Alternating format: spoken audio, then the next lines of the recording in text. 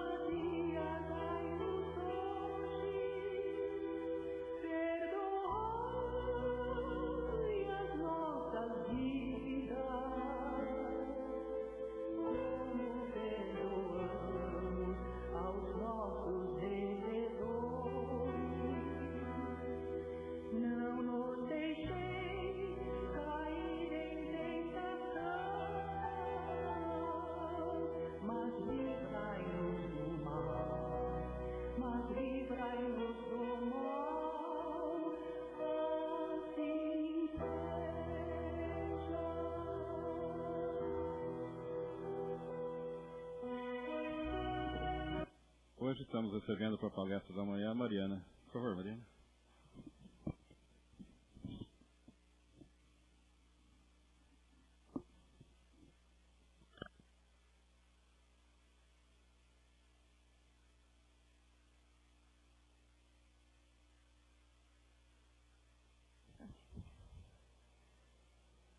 A gente vai começar a pular hoje?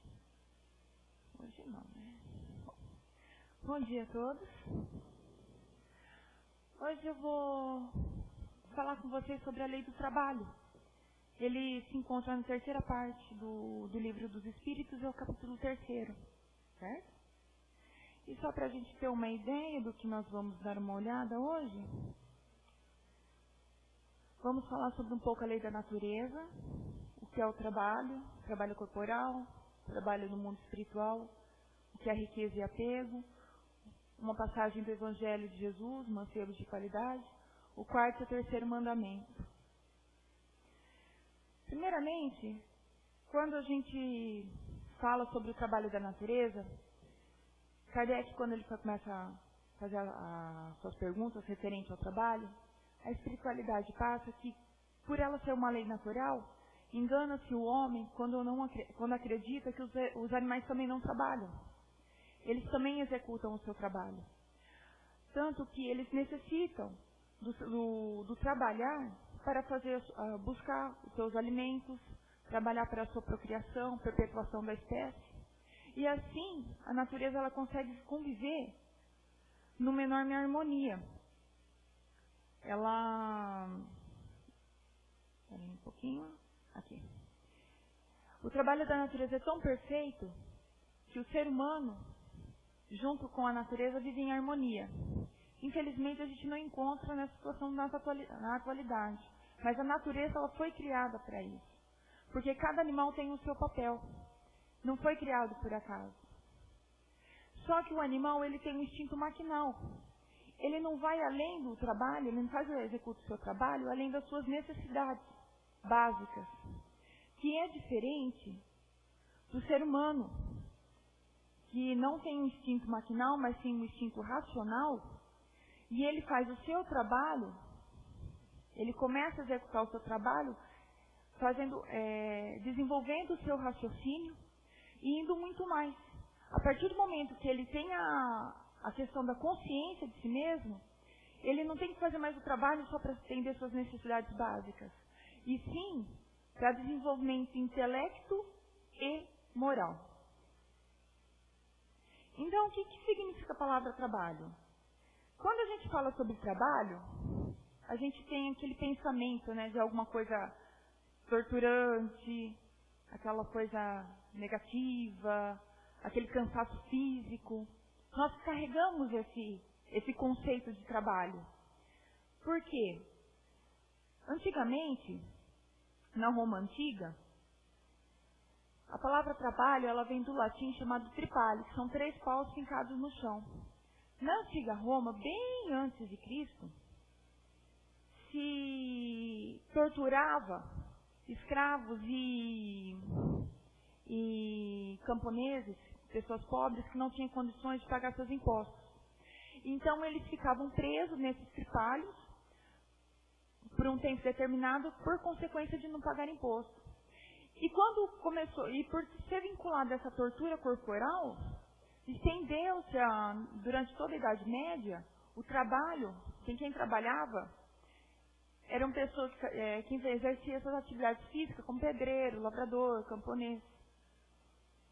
No entanto, só depois, quando a Idade Média passou, é que a palavra trabalho começou a ser atribuída a esse sentido genérico que a gente conhece, que é o ato da gente executar uma atividade, as nossas forças e faculdades, certo? Para alcançar um determinado fim. Então, hoje nós temos esse conceito, mas antigamente não. E para a gente ter uma ideia, o que era o tripalho?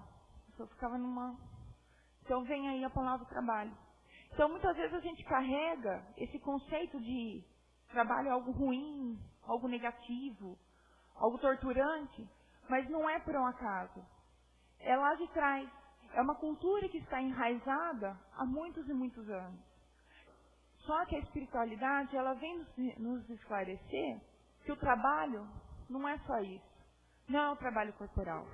O trabalho vai muito mais além do que esse sentido que nós temos nos dias de hoje.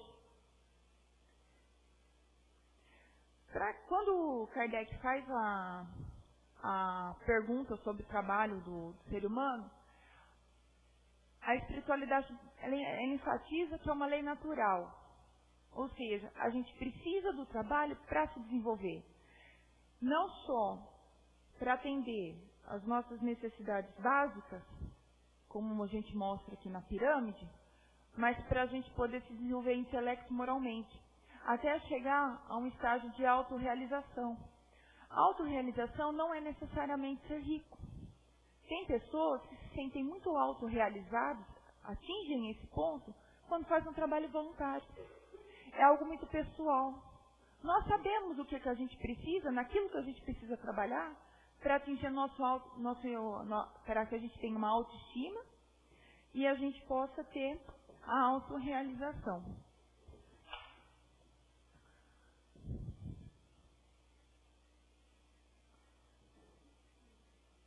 E quanto mais civilizado o homem, maior a necessidade do seu trabalho para aumentar as suas necessidades e prazeres. Vamos buscar a sociedade de hoje. A gente precisa trabalhar para a gente poder ter o conforto de uma luz elétrica, ter água encanada, ter um teto, roupa. É uma necessidade. Não podemos nos envergonhar disso. Não importa o meio, qual é o trabalho que a gente faz. Só que a espiritualidade ela é muito mais enfática. Que o trabalho, quem realiza, não é só a gente quando está em estado corporal. Mas quando nós estamos dormindo, o nosso espírito também trabalha, porque ele continua ativo. O corpo adormece, mas o espírito continua ativo. Que é essa figura aqui da moça, quando ela dorme, o espírito dela despertando para o seu trabalho no mundo espiritual. Nós temos vários tipos de trabalho, sendo ele o corporal ou intelectual. Deus provém a todos as condições necessárias para o seu desenvolvimento intelecto-moral. Então, para todos existe a oportunidade de trabalho. Mesmo aqueles que não têm, que a gente julga não ter condições físicas, mas eles também têm os seus meios de trabalharem e conseguir ter o seu desenvolvimento intelecto-moral. Olha como é que o trabalho vai um pouquinho mais além do que acordar cedo e fazer o nosso trabalho para ter o salário no final do mês. Nós temos os atletas paralímpicos como um exemplo. Quando a gente assiste esses programas, canais de esporte, eles sempre passam uma historinha, né, de alguém que supera as limitações. Teoricamente, esse corredor, ele não poderia participar de uma corrida, mas ele trabalhou e conquistou. Olha a vitória. Um artista plástico, ele é brasileiro, Gonçalo Borges. Essa orquestra aqui é a primeira orquestra de cegos da Coreia do Sul. Lá eles têm muito preconceito. Olha só, quanto que essas pessoas cegas tiveram que trabalhar, desenvolver o seu intelectual para aprender um instrumento musical e poder trabalhar em equipe numa orquestra. Então o trabalho vai muito mais além. Olha quanto que eles tiveram que se desenvolver, só o intelecto e muito mais além, vai o moral. E no mundo espiritual a gente trabalha? Trabalha, sem dúvida. Só que, felizmente, no mundo espiritual, nós não temos esse cansaço físico. Porque no mundo espiritual nós temos o corpo mais fluídico. Então nós não temos esse cansaço. O mal, nas grandes colônias, quanto mais evoluído for o mundo, ele é praticamente excluído.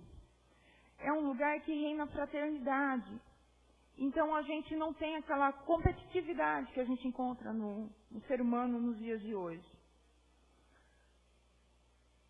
E a gente não passa pelas mazelas do corpo. E quando se fala da liberdade, aqui é interessante, porque nós temos, como a gente não tem aquela responsabilidade do acordar cedo, tem que cumprir com as nossas obrigações, quando nós trabalhamos em liberdade, é porque nós temos condições de tomar as nossas decisões.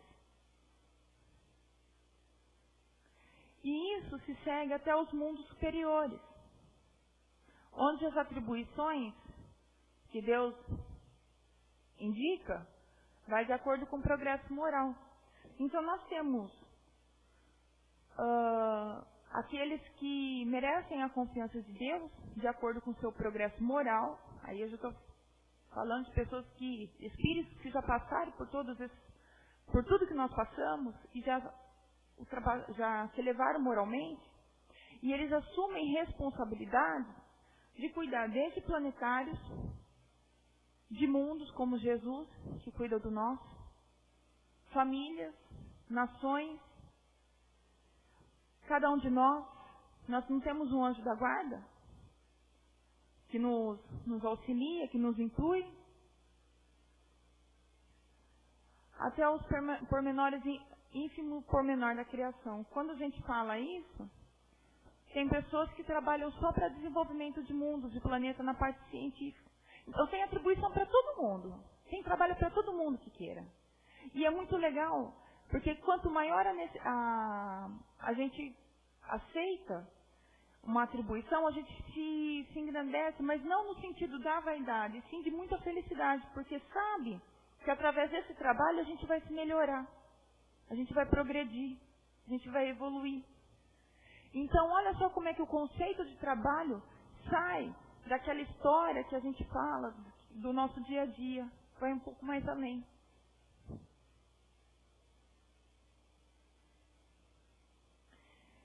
E há trabalho para todos que gostariam de fazer parte da equipe de Deus.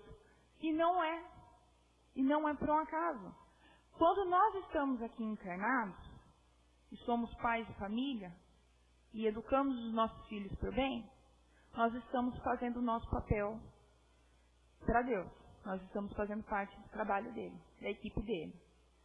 Quando nós ajudamos o próximo, trabalhamos numa caridade, fazemos a nossa caridade, nós estamos fazendo parte da equipe dele. Tem trabalho para todos. Na verdade, são as pequenas tarefas que o sucesso de pequenas tarefas que faz com que a gente alcance para conseguir ter o mérito de grandes tarefas. E assim vai também de grandes ícones que passaram pela nossa terra, que a gente tem como exemplo. Gandhi, Chico. Então eles tiveram que ter um preparo muito grande. Francisco de Assis. Todos eles tiveram que ter um preparo anterior para poder assumirem os trabalhos que eles fizeram aqui na Terra. E hoje nós temos eles como referência. Mas eles precisaram se preparar e começaram aos pouquinhos. Então, a oportunidade para trabalhar para o bem é para todos. Todos nós temos condições. E algo que nos deixa muito feliz é que no plano espiritual não existe nem competitividade, nem favor, nem privilégio. É puramente mérito do seu próprio esforço.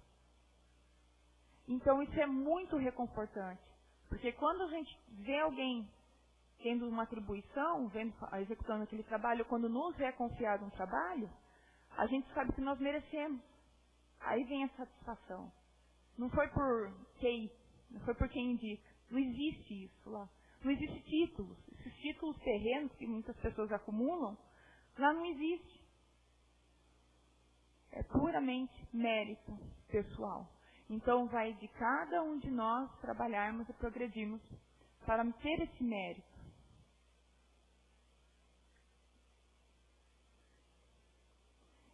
Esses sentimentos, como mostra aqui na figura, do hominho, eu sei, eu quero, eu mando, eu preciso, isso aqui já não existe mais.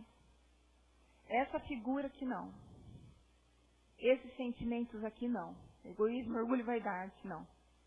Nós estamos aqui para trabalharmos esses sentimentos. Quando a gente descobre a causa do nosso... Porque todos nós, quando fazemos uma avaliação na nossa consciência, a gente sabe onde a gente precisa melhorar. Quando a gente consegue fazer essa autoavaliação, que é a reforma íntima, quando a gente consegue fazer isso, eu sei qual é a causa do meu problema. Então, eu já sei, é muito mais fácil saber qual é o tratamento.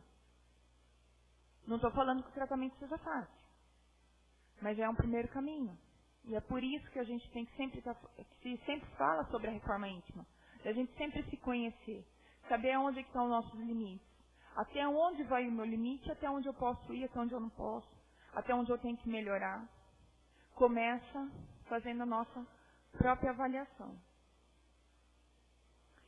Kardec também tem ele faz a pergunta para o livro para a espiritualidade sobre a riqueza. Porque existem aquelas pessoas que realmente nascem com sua riqueza e não há necessidade do trabalho corporal, essa que a gente conhece. E o que a espiritualidade recomenda, nos fala sobre isso? Ele pergunta, eles também não têm necessidade de trabalho? A espiritualidade responde que sim. Que eles não precisam trabalhar corporalmente, mas precisam, primeiro de tudo, desenvolver o intelecto, porque tem meio condições para isso. Segundo, se tem tempo, porque não precisa trabalhar, tem obrigação de zelar pelo próximo, quanto maior for seu tempo livre. Então, olha só o compromisso de uma pessoa, olha só como é que é difícil a prova da riqueza. Muitos acham, por conta das ilusões que aqui o mundo material proporciona, muitos caem, não conseguem passar por essa prova, porque ela é muito difícil, porque tem que se passar por cima de muitas tentações, muitas ilusões que esse plano material também proporciona. Então, quando a gente vê uma pessoa bem abastada, a gente tem que, antes de mais nada, procurar entender. Ah, mas fulano não faz... Cada um tem a sua prova, cada um. A gente não compete ficar julgando. Tem tanto que aqui em Marcos, capítulo 10, versículo 17 a 25, tem um título lá no evangelho dele que se chama o Mancebo de Qualidade. Fala-se que Jesus estava na Galileia, nisso chega um homem e pergunta a ele, mestre, o que eu faço para herdar a vida eterna? Jesus lhe responde primeiro pelo elogio, que bom é Deus. E em seguida, ele faz a pergunta, se ele conhecia os 10 mandamentos. Aí, o homem responde: sim, que conhece desde a sua juventude. Então, Jesus lhe responde: falta-te uma coisa, venda tudo que tens, dê aos pobres e terá o tesouro dos céus. Vem e segue-me. Nisso o homem se retira triste, por haver muitas propriedades. E aí em seguida Jesus fala, olha para seus discípulos e fala: quão difícil entrarão no reino de Deus quem possui riquezas. E aí vem aquela famosa frase que todo mundo conhece: é mais fácil passar um camelo pelo fundo de uma agulha do que um rico entrar no reino de Deus. Olha só como é que Jesus tinha um conhecimento de quão era difícil a riqueza por conta do apego material. Por isso que é muito difícil. Quando a espiritualidade fala, aqueles que fazem um bom uso do dinheiro, um bom uso da riqueza, estão conseguindo seguir de acordo com seu planejamento, seu planejamento. Fazem o bem, têm a riqueza, mas procuram fazer o bem, procuram pagar os seus funcionários corretamente.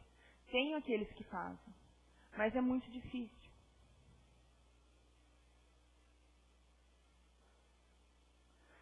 O quarto mandamento aqui, para quem não conhece, é o famoso honrar o pai e mãe. Então, quando Kardec faz essa perguntinha aqui, se a lei natural impõe aos filhos a obrigação de trabalhar para os seus pais,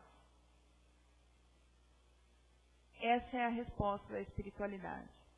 Certamente, do mesmo que os pais devem trabalhar para seus filhos. É por isso que Deus fez o amor filial e o amor paternal. Um sentimento natural porque, por essa afeição recíproca, os membros de uma mesma família fossem levados a se ajudarem mutuamente. O que é frequentemente esquecido em vossa sociedade atual. Gente, esse livro foi escrito em 1800. É atual essa resposta, né? E essa mensagem, ela já foi enviada por Deus quando lá no quarto mandamento: honra teu pai e tua mãe, para que se prolongue teus dias na terra e que o Senhor teu Deus te dá. Ou seja, por isso, olha como é que não é acaso nós convivermos em família, para que se ajude mutuamente. Da mesma forma que nós, quando éramos bebês, muitas vezes nossos pais perderam o sono, chega uma hora que eles vão fazer a gente perder, os nossos pais vão fazer a gente perder o sono por conta da idade, das doenças que vêm de acordo com o avanço da idade. Então é o dever de uma família um zelar pelo outro. Proporcionar ao idoso a mesma felicidade que um pai zela por uma criança. Essa foto eu achei fantástica. É lógico que todos nós sabemos até onde vai as nossas forças. Todos nós sabemos até onde vai os nossos limites. Aí cabe a cada um de nós colocarmos a cabeça no travesseiro e fazer a pergunta: eu fui até o meu limite? É essa pergunta que a gente tem que fazer. O terceiro mandamento, ele está na íntegra também. Olha como é que Deus também já deixou, ele manda essas mensagens desde dos 10 mandamentos a respeito também do trabalho. Quando ele fala: lembra do dia de sábado para santificar, 6 dias trabalharás e fará a tua obra. Mas o 7º dia é o sábado do Senhor teu Deus. Não farás nenhuma obra, nem tu, nem teu filho, nem tua filha, nem teu servo, nem tua serva, nem o teu animal, nem o estrangeiro que está dentro das tuas portas. Por quê? Para que não valha só para o chefe de família, para que esse mandamento tenha valor para todos. Porque senão ficaria o chefe de família e os escravos trabalhando, porque naquela época existiam escravos, trabalhando de sol a sol, de domingo a domingo, né? Então, é para preservar um dia de descanso. E aqui, ele continua, porque 6 dias fez o Senhor o céu e a terra e o mar, e tudo que nele há. Ao 7º dia descansou, porque abençoou o dia de sábado e o santificou, ou seja, ter um dia para ter adoração a Deus. Porque no dia a dia, no trabalho, na correria, ainda mais naquela época, que era um trabalho extremamente corporal, era manejar as ovelhas, era agricultura, um dia teria tempo, não teria desculpa para não reservar um dia para fazer, subir os pensamentos aos céus e fazer adoração ao Senhor. Não que Deus necessitasse de descanso, mas Ele passa a sua mensagem, Ele se dá como exemplo.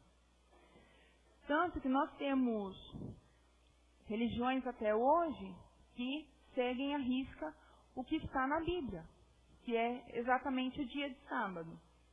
Nós conhecemos muito de nós conhecemos por domingo. Depois eu vou contar a historinha por conta dessa mudança.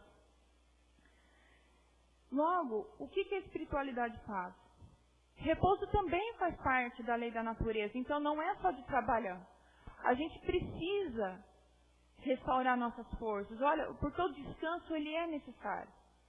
Nós precisamos descansar, nós precisamos, isso é uma necessidade nossa. Porque senão a gente acaba se desgastando, ficando doente. Só que nós sabemos qual é o nosso tempo e qual é o nosso limite. E a espiritualidade deixa essa frase bem interessante, dar um pouco mais de liberdade à inteligência nessa situação em que nós dormimos, quando a gente faz as nossas orações no travesseiro, pedindo boas orientações, nesse momento de liberdade espiritual a gente consegue fazer também ter boas intuições, bons conselhos. A gente também precisa dar liberdade ao espírito. Então é uma necessidade muito grande também de nós termos nossos momentos de descanso. Numa sociedade como a nossa, é impossível seguir a risco guardar o sábado ou guardar o domingo. É difícil, nós sabemos, mas nós precisamos ter o nosso dia de descanso. Felizmente, nós temos as leis trabalhistas que nos reservam um dia de descanso.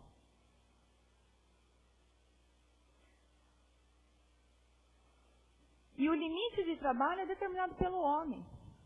Nós temos o nosso livre-arbítrio. Então, a mensagem do guardar o sábado ou guardar o domingo é exatamente essa, que Deus quis, que a espiritualidade nos passa é essa. Nós temos a necessidade de descanso, no entanto, nós sabemos o que é preciso, nós sabemos o que é bom para nós. Só uma curiosidade dessa mudança para os domingos. Constantino foi um imperador romano, editou uma legislação. Quando os cristãos, logo após os Atos dos Apóstolos, naquela época em que não havia formado, o cristianismo estava se propagando, nós tínhamos na Roma Antiga domingo guardado para o Deus Sol. Então eles guardavam o domingo para o Deus Sol. E os judeus guardavam os sábados porque estava escrito nos 10 mandamentos. E os cristãos? Como naquela época eles queriam evitar polêmica porque isso dava uma briga danada, os cristãos naquela época eles fizeram o seguinte: para evitar polêmica, eles começaram a guardar os domingos também. E também não por acaso. Quando eles pegam a civilização romana, que é o que perseguiam eles, faziam suas adorações aos domingos, aproveitavam os domingos para fazer suas adorações também. Ele só foi consagrado, então eles começaram a se reservar os cristãos no domingo, o que não tem nada a ver com os judeus. Tanto que até hoje o povo judeu guarda um sábado. Aí após o concílio de Nicéia, foi-se determinado o domingo para o dia de descanso, que é o que nós conhecemos hoje. Então nós temos os sábados e os domingos. É só uma curiosidade. Mas não importa. Porque hoje a nossa economia, ela move de domingo a domingo. Mas nós temos a necessidade de um dia de descanso. No mundo de hoje, Kardec termina esse capítulo falando sobre que uma sociedade só evolui quando existe uma economia saudável. onde existe uma relação de consumo e uma relação de produção. Porque é só assim temos uma economia saudável. Então é necessário. No entanto, é necessário que as pessoas não se eduquem somente de forma intelectual, mas sim moralmente, criando novos hábitos. Porque olha que ele deixa bem claro. Porque a educação é o conjunto de hábitos adquiridos. Kardec ele era pedagogo, né? Então a gente tem que ultrapassar muito mais além do que simplesmente fazer o trabalho somente pelo pão nosso, e sim educar moralmente. É necessária essa evolução. Por quê? Diante de uma humanidade que cresce sem controle, sem princípios, freios, entregue aos próprios instintos, temos uma sociedade desenfreada, materialista, competitiva e sem escrúpulos. Nós enxergamos isso nos dias de hoje. Cabe a nós mudarmos isso, percebendo que ao invés, as nossas crianças, os nossos adolescentes, que ao invés de nós produzirmos futuros profissionais, só educados para ser um bom profissional, a gente precisa aprender a educá-los, está na hora, muito mais na hora, para serem seres humanos e homens de bem. Educar as nossas crianças, os nossos filhos, os adolescentes, aqueles que convivem em nosso torno, porque nós somos os exemplos para eles, para serem homens de bem. E só para finalizar, para que a gente se sinta estimulado a sempre estar trabalhando para o bem, porque muitas vezes nós fazemos o bem, mas muitas vezes sempre vem aquela situação que nos desestimula, uma situação chata, uma situação triste que nos tira o nosso estímulo. Não vamos esquecer dessa pequena frase. Toda uma grande árvore começa por uma pequena semente. Todo grande feito começa por uma pequena ação. Então levem para adiante, não desistam, façam o bem, não importa quem. Vamos fazer parte, sim, todos nós temos condições de fazer parte nessa equipe na seara do Mestre. Todos nós, sem exceção. Está aberto para todos. Começamos com aqueles que nós estamos em casa, com aqueles que nós convivemos em casa, e assim a gente consegue estender a sociedade local, as nossas escolas, ao ambiente de trabalho, e a gente consegue se estender. As formigas, quando a gente aprende observando a natureza, cada uma tem o seu papel. E olha só a grandeza de um formigueiro, olha a grandeza de uma colmeia de abelhas, e cada abelha tem o seu papel, cada abelha tem a sua função, e elas juntas são fortes. Certo? Tenham um bom dia a todos, um bom domingo para vocês.